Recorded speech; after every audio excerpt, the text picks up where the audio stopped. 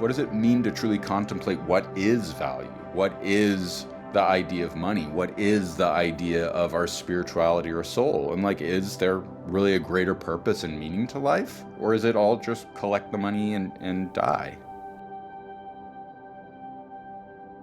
Hello, I am Cody Ellingham, and this is the Transformation of Value, a place for thinkers and builders where we ask questions about freedom, Bitcoin, and creativity. My guest today is Erik Cason, author of Cryptosovereignty, the encrypted political philosophy of Bitcoin. Erik is a regular speaker and essayist focusing on the social, political, and philosophical aspects of Bitcoin. Erik, welcome to the show. Thanks for having me on. Appreciate being here. Starting off with your book, Cryptosovereignty, the cover features the classic image of Leviathan from the work by Thomas Hobbes on the state and society. For me, the central idea of your book, Erik, is really exploring this new form of political power that is not backed by rule of law or the monopoly of violence of the state, but instead by the rules of mathematics and encryption. Can you tell me a little bit more about this, please? Yeah, the reason that I specifically used Hobbes' Leviathan, which I greatly appreciate that you captured that, was because Hobbes really being sort of the first political philosopher, he really surmised the sovereign's power as being authority, not truth, as the finer purveyor of legitimacy. And I really believe that with Bitcoin and cryptography on a whole, there's sort of this schism that develops between legality and legitimacy that cryptography sort of underlines with the fact of that, if you encrypt something and you do not have the private key, there is no authoritative force that can give you legitimacy to access it. And I believe from that dictum alone, it sort of inverts that Hobbesian idea from authority, not truth, is the purveyor of legitimacy, to truth, not authority, is the final purveyor of legitimacy. And so from that, I think a totally new ontology of law actually starts to unfold. And I think we're really just at the very beginning precipice of it. And I think specifically where we're at with the development of AI and the direction that the world's going to be moving, the idea of sovereignty through cryptography is going to take on a much larger and more important meaning well beyond Bitcoin. But Bitcoin sort of defines its substrate in a very important and powerful way that essentially leads through an economic paradigm first, followed by a legal one. That's fascinating. And I guess reviewing Hobbes, kind of some of the key tenets there is this idea of the social contract being essential to society functioning. This idea of the Leviathan, we can think of it as the state having absolute power to enforce the laws and, I guess, make peace from what would otherwise potentially be warlords and different powers competing for that power vacuum, but potentially a pessimistic view of the human race, and ultimately this idea of the state, being able to be anything from a monarch to a democratic government. It's sort of the function is available and it can be filled in a number of ways. And what you're sort of exploring, and certainly it strikes me as a powerful concept as I've gone down my own Bitcoin journey, is that there is a new way.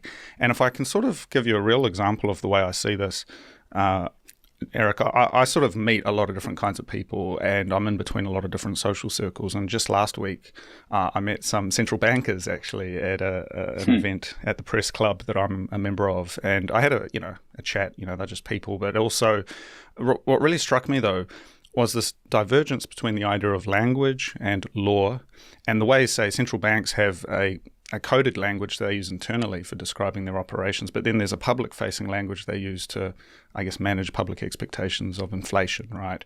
And so there's this kind of slippage between what they say and what they do.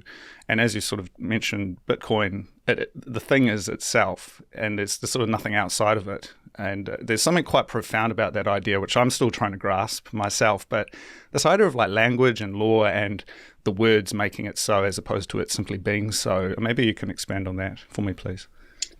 Yeah, when you start to look at cryptography as a language itself, it's not a representative language outside of the numbers that they truly are. And so we make this transition from if we talk about a tree, there's any infinite number of trees as opposed to just the idea of a tree or a singular tree or a tree by name. And it's pretty interesting that I think in a lot of ways what Bitcoin almost represents is a grammar without words, because it's like just fundamentally a rule set in and of itself. But because it displays that rule set through cryptography, there is none of that slippage that can sort of occur between what's said and what's done. And that's sort of what the entire verification process of cryptography is it descends into a binary that is simply either a yes or a no. And when it comes to something as important and societal wide as something as money, like you must have that sort of binary in language, or else, very similar as I cover in the book, the Schmittian concept of the sovereign exception will take over. And it's simply because it's such a powerful concept that really governs the whole of society. And it becomes a very difficult thing to start really considering how the rule set of money truly is a fictionalized concept that we have all came into some sort of agreement about. And Bitcoin allows for a totally new function outside of that, and very interestingly, like there's no decree, there's no fiat explanation for why and how Bitcoin has its value, other than that we see that there's a fixed supply, that it continues to consume energy, and that anybody can participate in this open, decentralized network that provides the quote unquote rights to cryptography and ownership vis-a-vis the cryptography. And so very much in like a Foucauldian sense idea, power and knowledge merge into a single entity that becomes the private key itself. And I think in the world that we're moving into, the ability to be able to secure data through cryptography that's provably secure is going to become a much, much more important concept, and will fundamentally be demanded as the substrate to any sort of digital economy, which we all seem to be participating in now. And you mentioned Carl Schmitt, who I'd like to return to in a bit, but before that, this idea of, again, the language and the law, and sort of the way I think about this sometimes is the state considers the rules of the game of football to be the same as the laws of gravity, and this kind of totalizing system of the way money works, for example, their logic, or their scope of logic, can only exist within what they can see. And so this is kind of an interesting flip of James C. Scott's idea of, to understand the state, you first need to see the state. And I wonder whether it's the other way around as well, whether the state can only see what's within its space. And because Bitcoin lives in the shadows, it's outside of the balance sheet of the state. It's sort of outside of their realm of logic. And it's not even logic, it's sort of their own Gnostic knowledge of the way things ought to work, right? And so that sort of perhaps explains why, I can have these conversations with these people casually, and they still sort of write it off as being too volatile, or maybe they're sort of feigning ignorance. But it seems to me they still don't understand what you and I have sort of, and certainly yourself, have written about, and for what I've read about in terms of the paradigm change that's happening potentially, right? Yeah, I think one thing is that, like, if the state starts to acknowledge it in a way, particularly, it's very interesting what Donald Trump's done here in the United States, because he's really forced an agenda on it. Meanwhile, you still have the laggards of the states and institutions struggling to understand it or integrate it, but it sort of goes to speak to the very real capital T, the political that Bitcoin has imbued in it. Because it's going to be a forcing function very similar to how gold was classically. And while it didn't seem like we could ever sort of roll back to going to a truly tangible sort of money similar to gold, which we've made this sort of strange inversion of it through digital means vis-a-vis Bitcoin, there becomes this extremely new powerful module of I wish we had a better word than law, because, like, as you pointed out, like the laws of physics and the laws of the state, they're made to be equal when they're fundamentally and distinctly different things. And it all goes back to the social contract about which we agree with. And there's a quote from Leviathan where Hobbes says something like, there is no convent that can be relinquished when it comes to the safety and security of the individual.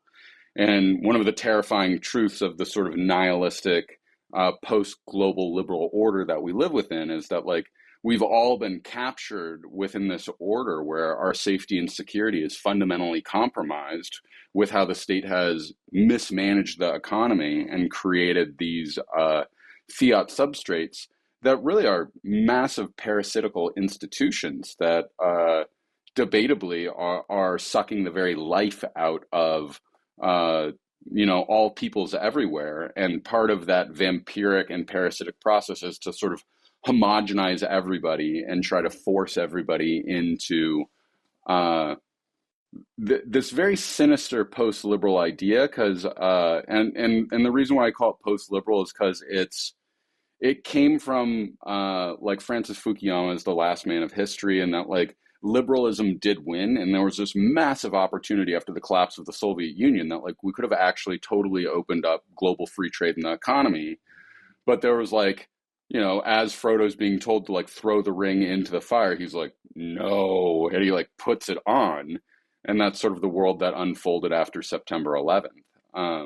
And now like this is why we're sort of in these perpetual wars, and why, at this point in time in the United States, like 80% of what we're paying into the government is just to pay interest on the very money that has perpetuated these wars. And it's just important to understand that relationship to the post-liberal order, and that like it's all inherently and fundamentally lies, and it's like incapable of telling any kind of truth because it's corrupted itself so deeply under this fiat ideation ideals.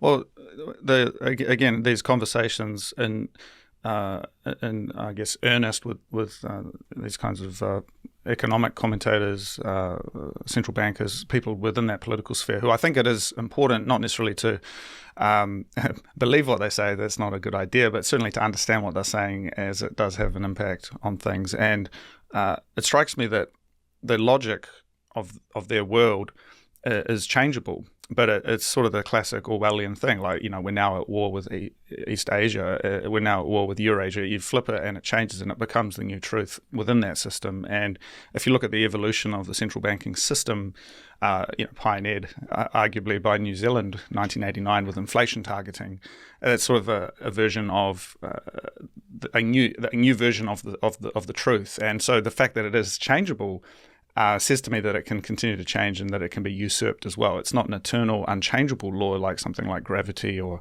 the time-space continuum. It is a human law, right? And this brings us back to Schmitt, Carl Schmitt, famous German, I guess you call philosopher, political economist, who, in a sense, legitimized the Nazis' rise to power and provided some of the philosophical legal background to that, right? And effectively usurped the German constitution, if I remember correctly, to create this state of exception that led up to the war. So talking about that, maybe you can tell us a little bit more about the history of what happened in the 1930s with Carl Schmitt, and then perhaps how that relates today to what we saw with COVID and sort of this post-COVID world that we live in.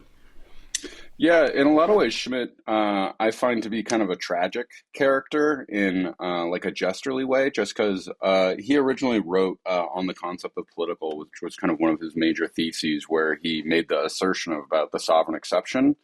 And his original intention was to get that to Chancellor von Hindenburg to get both the Nazi and Communist parties banned in order to try to save the Weimar Republic.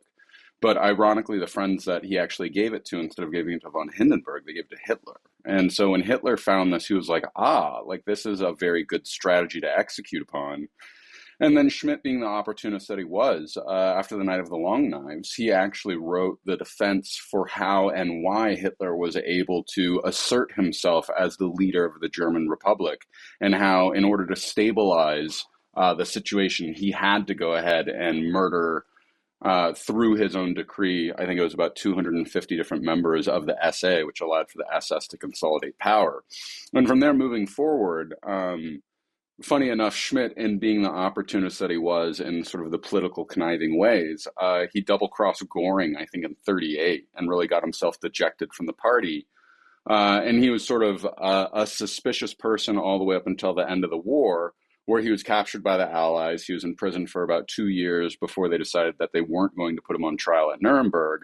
But he was banished from public academic at that life and time, had to move back home with his parents, and eventually came back into prominence in the 1960s, where he was welcomed to speak under the Franco regime at the University of Madrid, where he gave a number of very powerful and important political philosophies, one such as I'm trying to remember offhand. It was the theory of the partisan, which I think is a very important and interesting political figure, because he asserts that essentially like the partisan will become the preeminent figure of war in the future, which traditionally in Schmitt's style, which he absolutely nailed.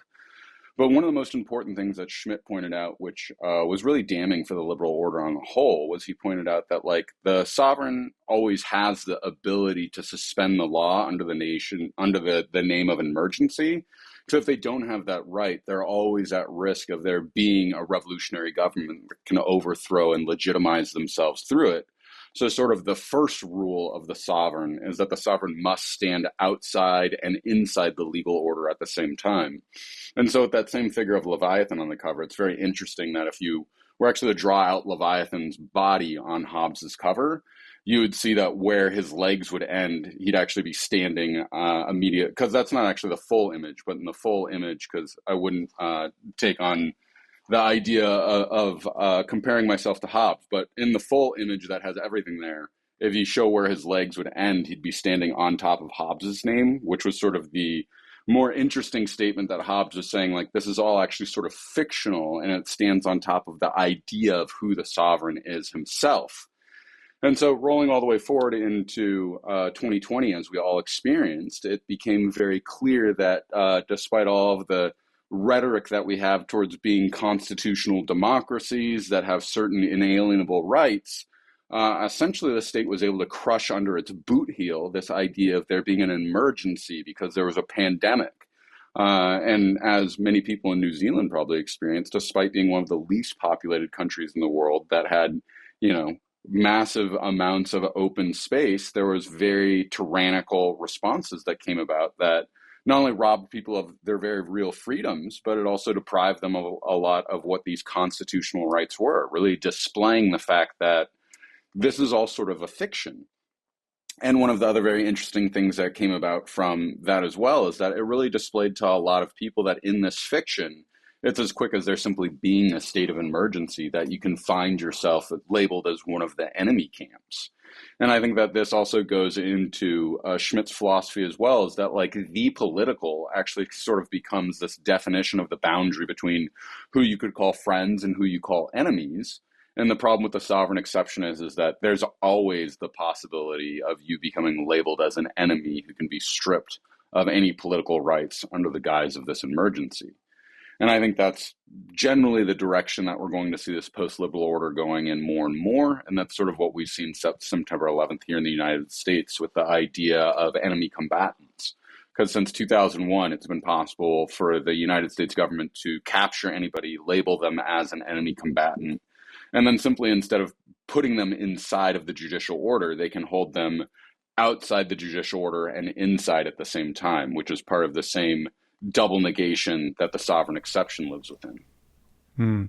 That's fascinating. And that drawing that line between Schmitt and the COVID era certainly is quite relevant for my own lived experience, learning and really getting into Bitcoin and understanding this stuff around about then. And I think I wasn't the only one. Many people had a similar experience. So this kind of opened up questions. And I wanted to reference this book by Agamben, which yes. Where Are We Now? The Epidemic as Politics. So you quote Giorgio Agamben quite a lot in your work, and by extension as well, Michel Foucault, and those two figures are really, I think, connected through this idea of biopolitics and the control of the human body as a kind of political concept. And COVID is an absolutely crystal clear example of this, where in New Zealand we had a Bill of Rights. There's UN human rights declarations around medical experiments and the right to choose what you do with your body, etc. And as you said, in the state of emergency, this was no longer relevant, and it was legally justified as not being relevant in the face of overwhelming emergency. And it sort of makes you think, well, what is it for then? If it can't stand up to an emergency, then it's not really worth the paper it's written on. And so I would be interested in sort of talking a little bit about biopolitics, because this ultimately comes down to the most base lived experience, which is your own body, and how that can be controlled by the state and what that means today. Yeah, it's Foucault's work around biopolitics and biopower is really interesting because there's a very deep philosophical study that he does where he sort of talks about this transformation from the classic sovereign. They sort of saw the world as like the world is this wild, chaotic place, and there's only so much the sovereign that they can do to sort of enforce the law. So like they really operated from a dictum of like let live and make die. So like people that violate the principles, they would just murder, and they'd be like, let that be an example to all you wacky folks out there.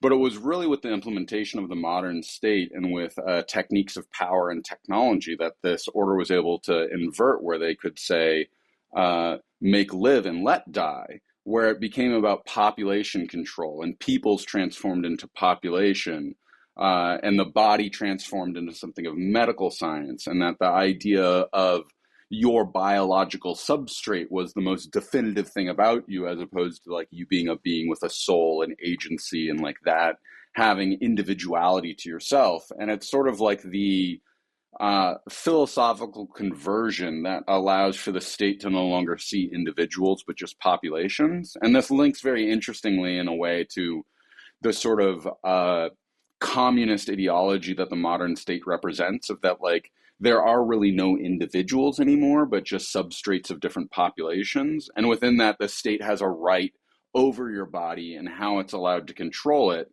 And that's been a very slow slipping that's occurred that I've spoken to this about being what I call a form of inverted eugenics, because in the attempts to create these populations that it sort of cordons and controls over the last 100 years, it slowly allowed for man to go from being sort of these wild, uncontrollable bison into being essentially bred into a form of cattle that can be utilized and exploited, that aren't wild enough to do anything.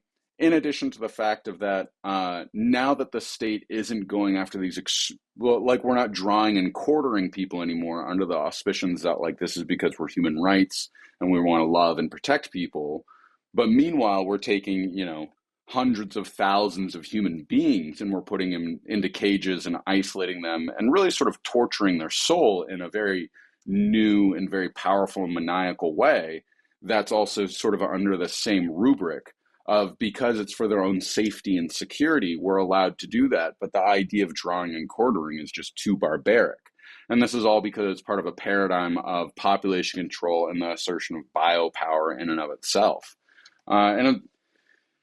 I found it very, very disturbing to see how much people have taken on that identity as well, and how quickly they'll sort of speak in these universal normative things, which I think many of us experienced in COVID, where it was something that, like, if I wasn't willing to engage in having an experimental vaccine done on me, that I was somehow risking everybody else's. And it must be underlined, the irony that after the greatest tragedy of the 20th century, and we had the Nuremberg trials, most people are acutely unaware of that. The first principle that they laid down at the Nuremberg trials, after seeing the sort of science experiments that were being done on victims of the Holocaust, and I think another one that's not seen as much is the experiments that were done on people from, I think it was Unit 451 in Japan, which were like they were experimenting with plague and other bioweapons.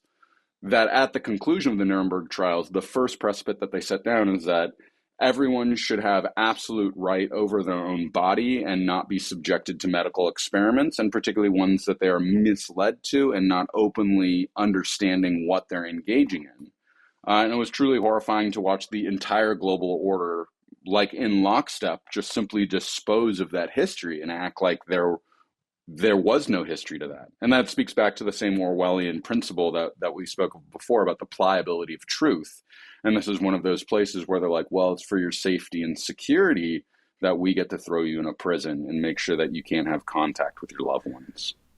Yeah, thank you for that. There's a lot there, and I guess a couple of things. Firstly, Schmidt was operating in the same period as potentially the high point of the idea of eugenics, right? And it's kind of the golden age of eugenics in the 1930s. At the same time, you had A Brave New World, Aldous Huxley, coming out around about then. And so there was this kind of moment prior to the war where a lot of these ideas were floating around. And absolutely, the irony of the Nuremberg, the medical experiments, Unit 731, I think it was in China, that was being. Thank you. That was the correct one. Yeah, no. I mean, it's incredibly interesting, and it's sort of just been forgotten. I mean, I haven't forgotten, you haven't forgotten, but it's been 5-6 years now, and people still don't really recognize what exactly took place, and it's quite.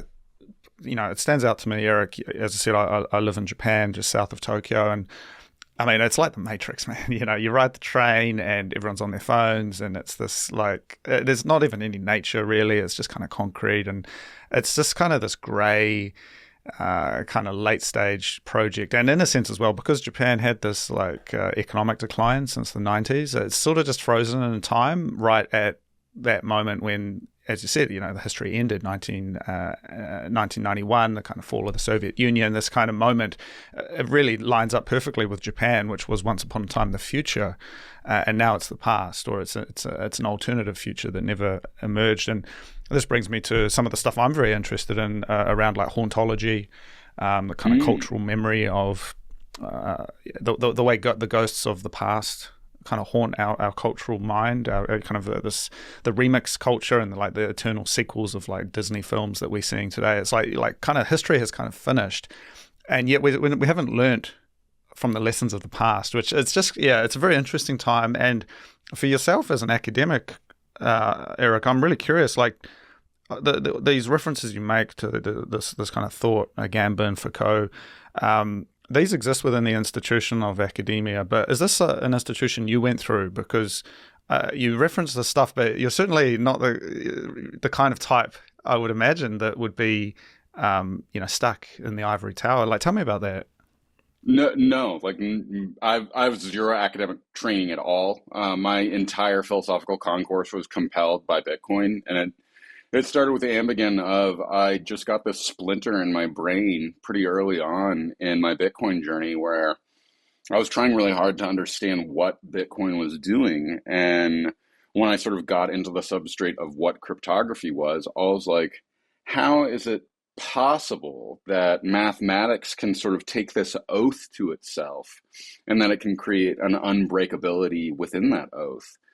And then I was like, well, what even is an oath? What's the ontology here that would represent the ontic nature of an oath? And so I just started doing some Googling, and Ambigin came up with one of his books from the Homo Secur series of the Sacrament of Language, the archaeology of the oath.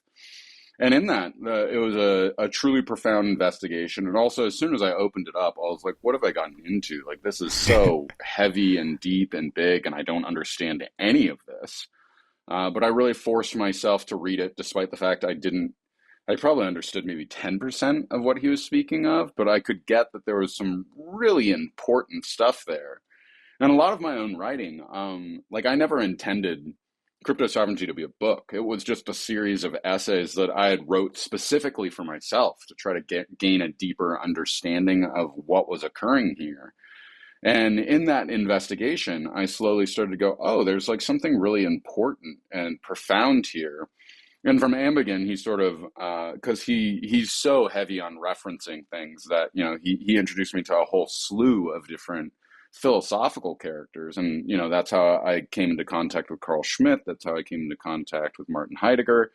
And through investigating their work in continental philosophy, I sort of discovered the heretical nature of these individuals. Because particularly in, the 2010s, Heidegger still hadn't been a reformed character. He was still just a Nazi. Same thing with Schmitt.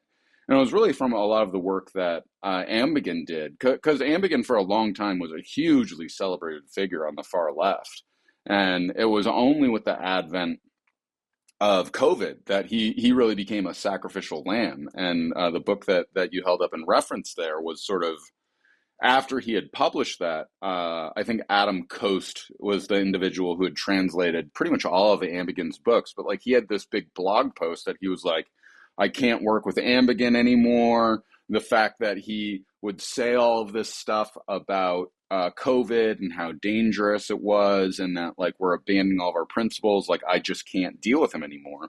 So Ambigen was really thrown under the bus by the left because, in Where Are We Now? Like he is absolutely damning about the process that we engaged in. And I remember it was early on. I think it was like maybe April 2021. Like we're still really in the thick of COVID, but he published one of the essays that was featured in there, and it was absolutely damning. And the left, like everybody, there was a whole New York Times article that was, saying that he had lost it and that he was a crazy person now.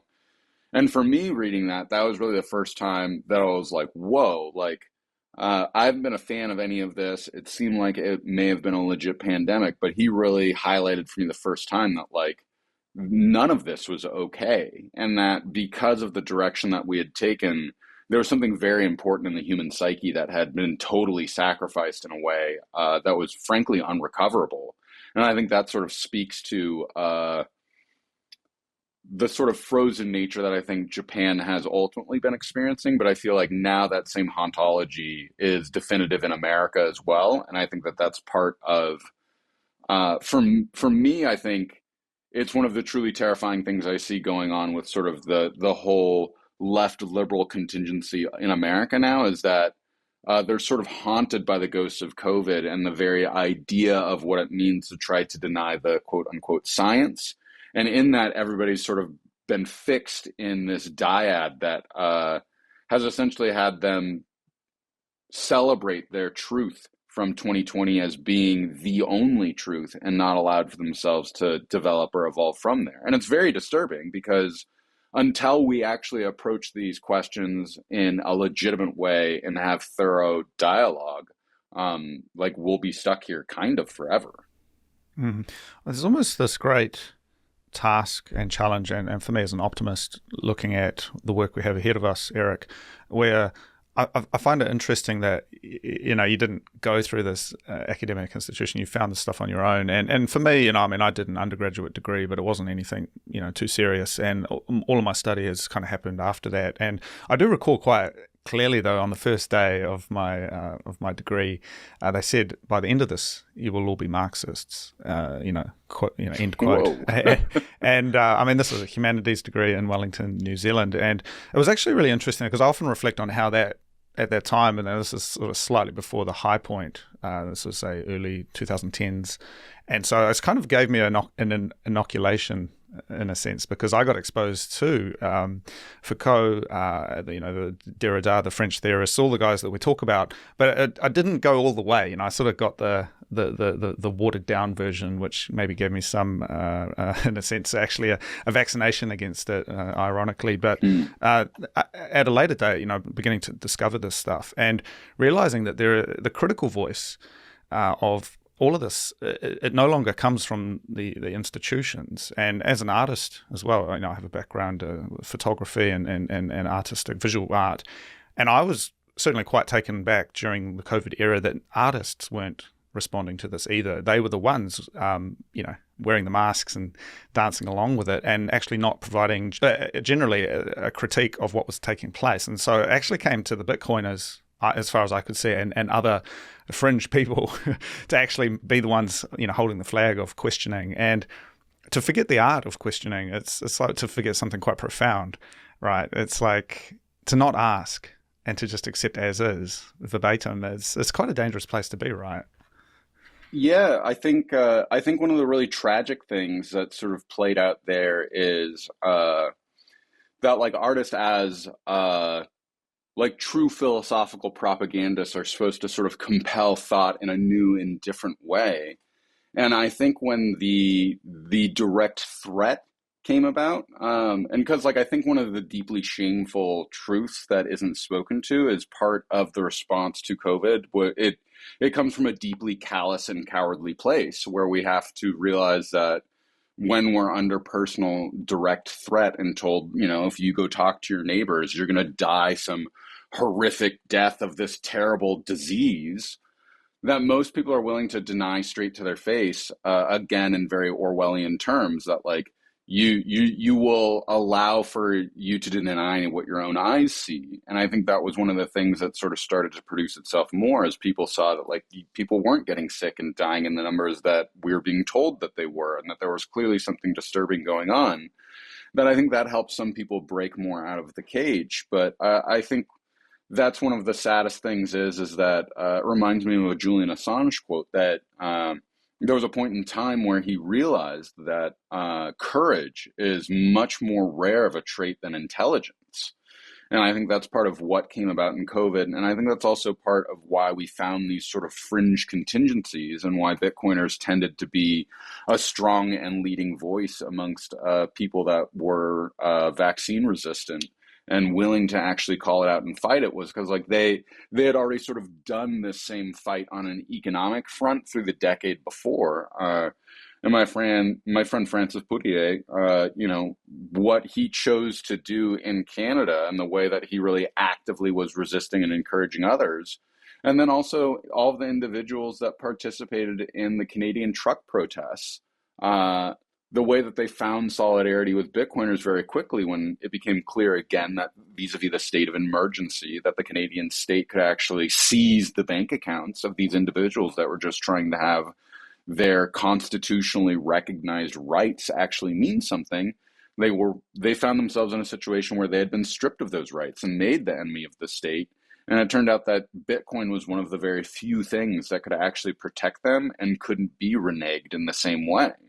And I think that there was this very powerful solidarity that came about where essentially people sort of from all of these fringe elements found that like that's what the solidarity was that like, we're truly libertarian insofar of that, like, I don't want to tell you what to do with your body. I don't want you to tell me what to do with my body. And I find it deeply ironic, again, that, I will have these same sort of, what's the word I want? These like carbon copy liberal friends that, they'll be like, well, like it's my body, my choice in regards to abortion. I'm like, you're totally right. Like my body, my choice about both what drugs I can take and also about what vaccines I don't take. And they're like, whoa, hang on. And, me and my co-founder, we were just joking earlier today about the very deep irony of that. It's like climate change honoring week or something here in San Francisco. But meanwhile, like these same people are protesting Tesla. And we're like, well, like which one is it? Like, do you want to like do the right thing for the environment, or like do you hate Elon Musk because what he's doing sort of on the government side? And it's again with the hauntology, like I think that there's this deeply frozen viewpoint that because of the ghosts of the past we're going to constantly be haunted by until I don't see a very positive political future coming out from this, because like I haven't seen anywhere that there seems to be a real willingness to create dialogue. And so like I think that this is going to continue to exacerbate until these ghosts haunting all of us become large enough and powerful enough and terrifying enough that we actually perform the exorcism that's necessary to actually rid ourselves from them. And I think that that's going to be a very difficult process that involves coming to terms with the economic terms of the world and how this has happened.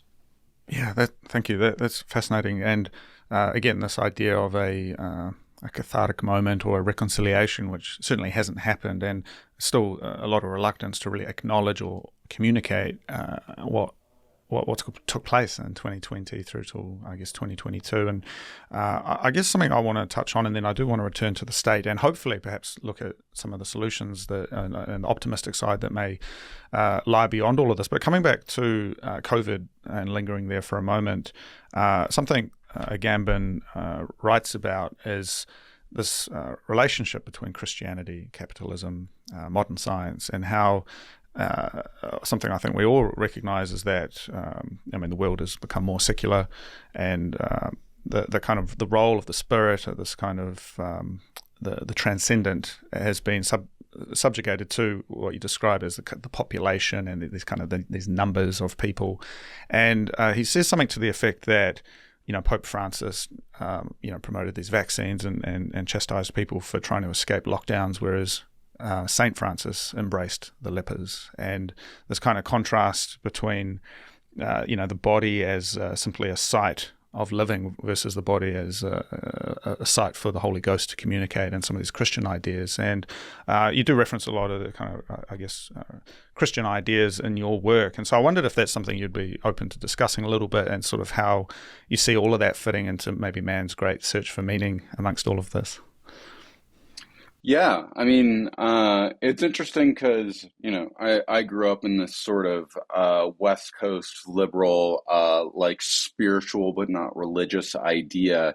And it's really actually through Ambigan philosophy that the ideas of Christianity sort of started to actually show their credence in a much more important way. Because, I started to look at the actual historic context, and there's something truly profound about what the Western legal order founded and created through not just Catholicism, but more importantly, the way that it created this sort of super substrate in order to create a legal order, so that even amongst warring princes, it was like, look, like there's certain parameters of the bracketing of war itself that we need to understand and engage in, and that gets legitimized by the Pope himself, and in this sort of form of formalized war that we have.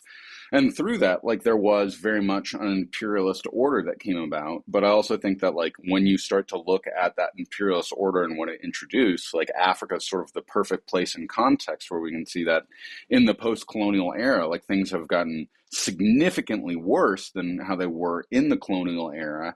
And I think part of that is because the lack of the legal order and what the connection that the legal order has to that greater sort of religious idea, not as like a religious sort of law, but as these sort of basic sort of agreements. And I think also in those sort of basic agreements where we find ourselves in modernity, it's the same reason why we find so many people identifying with that, what I like, how I was raised with this spiritual but not religious. And there's this real lack of understanding of that, evil is a real thing that does need to be fought. And part of what evil is that it doesn't have any ordering or recognition of its own nature of being evil. And I very much feel like that's sort of the spiritual but not religious thing, is that it reminds me of a pretty funny meme of that, people don't realize that demons are a spiritual thing as well. And so when you say spiritual but not religious, it's well, what kind of spiritual are you? It's demonic or something else. And I think that it's really important to understand that in the concourse of human history, what Western religion and Christianity represents specifically offered humanity something very, very important. And the redemption of what Christ represents in a historic context, not in a religious context at all, but in a historic context, I think is truly profound, because it sort of opens up this entire philosophical ordering from which the West was produced, and the way that they found their own legal orders and the entirety of how we have an operating legal system. And I think it's pretty tragic that the historicism of religion and how that has influenced the Western order has been abandoned. And there is no understanding of those connections and how they operate. And I think now the most ironic thing is that the Western order itself has betrayed itself with taking on this liberal idea of sort of trying to be all inclusive, trying to be all integrative, and really denying the fact that we specifically come from a Christian culture, and that culture itself allowed for us to be able to exist societally. And now that we're finding that we're just trying to integrate everyone, there's sort of a collapsing of the order within that, and a real lack of understanding of why that's happening. And like these thoughts can be a little bit dangerous because it can start feeling like they're drifting in a direction of like, well, maybe we should be nationalist or racist or other things. But it's not that, it's just to provide what the critique is. And again, in sort of a philosophical light, I think it's really important to highlight these things and that we don't necessarily have to have answers to them, but very similar to like with COVID, until we actually acknowledge what's occurring there, we are going to be haunted by these ideas. And until we deal with the fact that Christian culture on a whole is collapsing, and it's because of this sort of denialism of not only what its history is, but what it's provided to society in a positive sense, like we will continue to be haunted by the ghosts of that specific past until we actually acknowledge sort of part of what's occurred here. Yeah, that's really interesting. I think a sort of a counterexample. I mean, you say there's this decline of Christianity, but a good friend of mine is a Christian pastor, and she says that more, particularly from China, the number of people she's baptized from China outnumbers all other countries combined, and this was here in Japan. And so I thought that was a single data point, but it stood out to me as maybe a symptom of communism, which is ultimately humanist and godless, is that, these people are seeking out something, right? That's very interesting because I think that that's part of sort of the cyclical thing that's going on is because like we had Christianity and we had this very capitalistic order pretty much until that same end of history where I think the West started to pivot towards this much more sort of socialist and communist ideas, which now sort of downstream from that, like, we have all of our individuals here in the United States that believe in this sort of socialist ordering and that we can sort of integrate all of these people that don't necessarily culturally match with us. Whereas I think after being under the thumb of communism for the last 70 years and feeling the force of being homogenized into a population, the experience of, the redemption of Christ seeing you as an individual soul that can be saved and rescued simply by acknowledging him for who he is an extremely powerful and potent idea that I think in the undeniability of that, like that's sort of where communism is doomed, is that, like people want their souls like that's an entitlement that is specifically reserved only for them. And as much denial as may occur from the political order, it's very similar to our experience of Bitcoin. Like the powers that be can tell us the worth of fiat money as much as they desire to, but when it finally comes down to it, like it is simply a projection onto us, and the truth is something radically different from that. And I think this also echoes, I think, this idea that in absence of real religions, people choose false religions or they create false religions. And ultimately, even Gambin talks about this, the search for salvation, which is available through Christ, isn't something that you can find through a mask or a vaccine. And yet the way people approached it at that time, and we have to remember what it was like, people lining up to get their shots and to put on their mask and to fall in line and to obey and worship this piece of science, which ultimately didn't even fucking work. They still got sick. There was this great spiritual moment there, which was so obvious to me at the time, and in particular now looking back on it as well, is like, yeah, there was a religious fervor there, but there was no salvation available through that path. And I think this is, maybe people listening, thinking about this stuff. I mean, certainly just reflect on that. What do you remember from that time, and sort of how people approached it, because they didn't get anything from it. And there was no salvation there. And there's that eternal idea, which, again, it's not necessarily rational. It doesn't fit within the framework of modernity that it was talked about. It's still got a deep-seated place in the human soul, right? And that's kind of hard to unseat. Yeah, and I think, it's so hard to think about and remember the experience of being in that. And it's funny because I feel like in reflection, that salvation piece is very true. But I feel like if you were to go talk to people about that, they'd be like, that's not true. Memory hold. And it's also Yeah.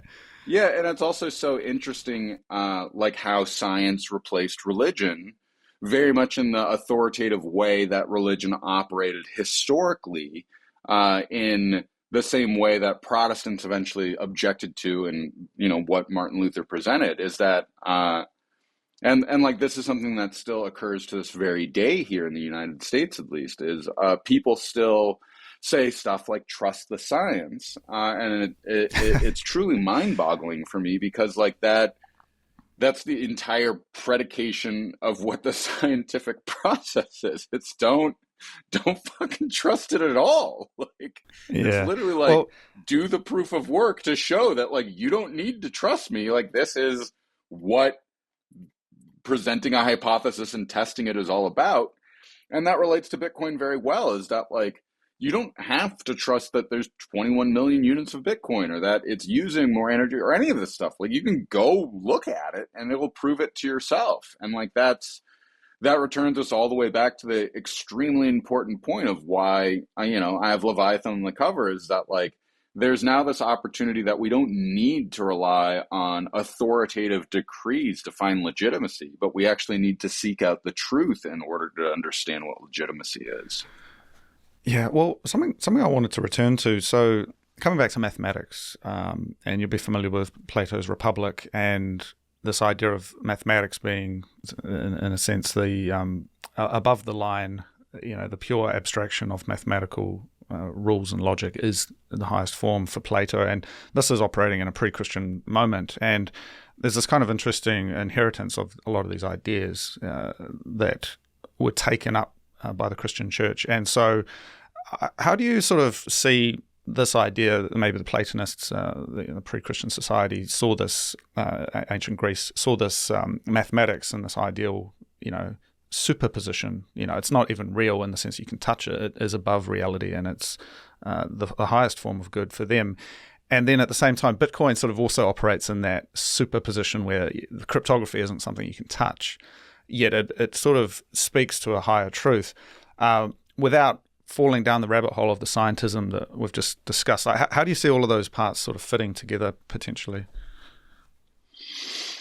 I think really, like, this all comes down to like a giant experiment of being able to really understand and tell like what ideas are from the very beginning. And I think that just being presented with the idea of who Christ is and what his life was and why he was sacrificed by the Roman Church is part of this higher ideal of what does it mean that there could have been a man who existed that, like, loved people enough to self-sacrifice himself, and that it's all in this realm of ideas, very similar to the way that Bitcoin is in the realm of ideas, of that you start to think, well, what if we did have a money that was controlled only by mathematics? What if cryptography could end up being these positions? And it's sort of interesting of that it goes from this place of the ideal of the idea down into the actual substrate itself of, like, well, like, if there was a language that could say these things, that could speak to that, it would be really powerful and important and magnificent. And furthermore, like, the more that you sort of pore over and think about it, it really starts to become a more profound and important ideal. And I think that's sort of where the connection between the two starts to find itself, is that, like, when you actually truly start to get into the realm of ideas and their superpositions, like, for me, that's a lot of the same idea of where and how Christ is such a powerful figure. Is like, it's not necessarily about who he actually was and the way that he lived, but it's more of what are the ideals that he represented, that he was able to push forward into the human psyche. And now that, 2,000 years later, we can be having a discussion about him and what the way that he lived represented as a higher form and ideal for us all to pursue. Mm-hmm. That's fascinating. And you mentioned Africa before, and sort of this post-colonial moment that we're in, where it sort of is all falling apart. And it's quite interesting timing, because I just watched a documentary from Al Jazeera on the conflict in the Democratic Republic of Congo that was directed by Daniel McCabe. And what struck me, perhaps naively, is the essential role of violence in the formation and continuation of the state, especially in these places that are quite unstable. And It's really interesting, as Mao Zedong said, political power grows out of the barrel of a gun. And I do wonder, Eric, you and I can have this conversation about these profound ideas on our computers or via the internet, but in the DRC, in Rwanda, these parts of the world where there's sectarian violence, the bullets and the bodies matter. And I just wonder, coming back to these ideas like kinetic violence, the state, the warlordism, and people's desire for safety from the state. I mean, do you have any comments, maybe perhaps, without going to bat necessarily for the state, but just reflecting on it critically, like what does that mean versus maybe our cloistered existence here in the developed world? Yeah, I mean, we're extremely privileged that we live in the West, and that like what the idea of law and society and order like is something that we take advantage of from the very start. And like if we were to start from the Hobbesian state of nature where life is short, nasty, and brutish, we would probably have a very different idea of what the nation state is. But because we've had 500 years of a process of the development of the state, of society, of those laws, of us as peoples being part of that, that's inherently and fundamentally different from somewhere like the DRC that not only has gone through a number of imperialist projects that were highly exploitive in a number of ways, but also it's gone through a number of tragic and horrific civil wars that continue to this very day. And so, and again, like I think that sort of speaks to the idea of what the Western order provided, because like without the sort of imperialism that came in and asserted itself in, the 15th through 19th century, like things could be very different here. And I think about Hernandez Cortez, him coming in and conquering the Aztec people, like while that is spoken to a bit poorly, it's also important to understand that like part of why Cortez was so successful is he collectivized all of these smaller tribes that have been dealing with the absolute barbarism of what the Aztec people were doing with human sacrifices. And furthermore, like Cortez, with this very small contingency of Spaniards facing against the Aztecs, like he was able to fight them because he very much believed that God was on his side and that like this was an important Christian and Catholic mission to be accomplished because of, the very real evil that the Aztec people seemed to represent by the fact that like they were chopping up human beings and ripping their hearts out while they're alive to eat them. And like that was something that he was like, I don't think that we should allow for that to function. Yeah. Just one other thing I wanted to pull on then, if that's okay. So come back to Bitcoin, Absolutely. fiat money. You open the book with the quote of what you're exploring really is what the essence of Bitcoin really is, which seems to have little to do with money and much more to do with what it means to exist in our world of today where fiat money rules all. And I guess one of the final pieces I've been thinking a lot about, Eric, is this virtual world and this base layer reality that we live in, and if there's kind of a connection between those or sort of what that means going forward, because there's very little that's kind of priced in Bitcoin in the real world. You don't see supply chains that are Bitcoinized, whereas it is money native to the internet. And I just wonder if you see a connection between or what you sort of see happening. Oh, but is that your cat, by the way? Yeah, it's not my cat. It's a cat that lives nearby that likes to come over. No, no worries. I was just going to say, optimistically, the virtual economy, the real economy, and how you see that playing out moving forward.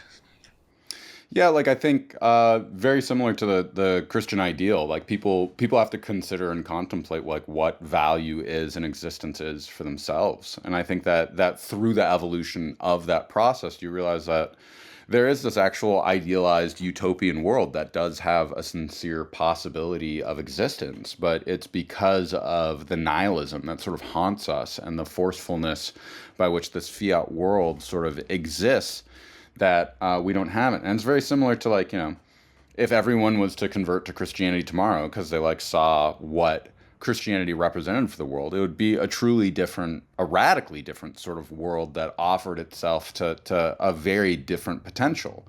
but also like that's not going to happen. And part of what being a Christian in the world of today is to sort of carry that crucible, if you will, and be willing to go into this world that is going to have the nihilism and the blackness and the difficulties. And it's by seeing the light of what is possible and allowing for ourselves to engage in that in a deeper and more profound sense. There's something that's truly rescuing about that. And I think that the sort of comparative is that like what Christianity can do for soul and allowing for oneself to give yourself over to Christ and allow for that sort of redemptive possibility to happen. Bitcoin sort of has the same thing with fiat money. And it's sort of interesting that, like the criticism of deathbed converts. And it's like, well, why do they get to go to the same heaven that I do when they had this whole life of sinning? It's very similar to Bitcoin. Like I can't fault somebody that comes into Bitcoin today and say like they don't have rights to the network because they weren't like me and decided to be a crazy person early on. Like, no, like it's like a great positive thing and it's wonderful. And it allows for them to rescue themselves from this point forward. Like they've had to live a fiat life and form of life that's sort of dealt with that for the last 10 years, which is difficult in and of itself. Whereas like I've been on a Bitcoin standard for a decade and like that, while it's had its own difficulties, it's also allowed for some truly profound things to happen. And I think for me, one of the most important things is going through the 4-year cycles of the peaks and troughs. There's this very real moment where we go like, yeah, like Bitcoin could collapse. Maybe it could go to zero. Like, is that actually something that would happen? Very much, and I think in the night of the dark soul for a Christian, where it's like, yeah, maybe God doesn't exist. Maybe this is like, maybe there was no Christ. Maybe there isn't anything to be redeemed. Like, is that actually true for me? And going through that and wrestling with it and going, no, like I know that there's a different experience of life that's much more profound and important. And for me with Bitcoin, I go, like, maybe those things are true, but my core belief from seeing how it functions, what it offers, like I believe this to be true. And by leaning into that belief, it in turn rewards. And I think it has pretty similar angles with Christianity, with what it sort of offers and sort of the redemptive power in the same way. So I think these things are pretty tangentially related in a very powerful way of that, like it truly becomes about like, what are these things? What does it mean to truly contemplate what is value? What is the idea of money? What is the idea of our spirituality or soul? And like, is there really a greater purpose and meaning to life? Or is it all just collect the money and die? Yeah, no, that's incredible. And I mean, analogies may be uncomfortable for some, but I mean, the prodigal son, maybe done on earth as it is in heaven, these kind of ideas of bringing that down and kind of improving our reality here, our lived experience, at whatever stage we may be at. There's something powerful about that. And I mean, there is connections here, and you look at hospitals, universities, all these scientific achievements that did come out of the church. And it's kind of like, yeah, there's certainly a body of thought and the surface area from which to build work and explore these ideas, which I think is really important in this moment. And you've certainly done that with Cryptosovereignty, the encrypted political philosophy of Bitcoin, and I think it's an incredible read. I recommend it to everyone to check out. Wrapping up, Erik, I know we've covered a lot of ground today. It sounds like there might be a lot more for us to explore perhaps in the future together, but...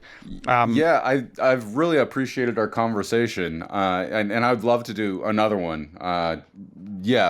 Personal life stuff comes up, but I'd love to continue it. And I really love where your thought is, and thank you for reading the book. These have been very poignant and important questions. So I'd love to find another time to get together and maybe do a part 2 where we can sort of dive into the guts a bit more and get deeper into the philosophy. Yeah, no, absolutely. That sounds great. Well, I really appreciate your time, Erik, and I hope you have a good day. And let's keep in touch. Absolutely. Thanks, Cody.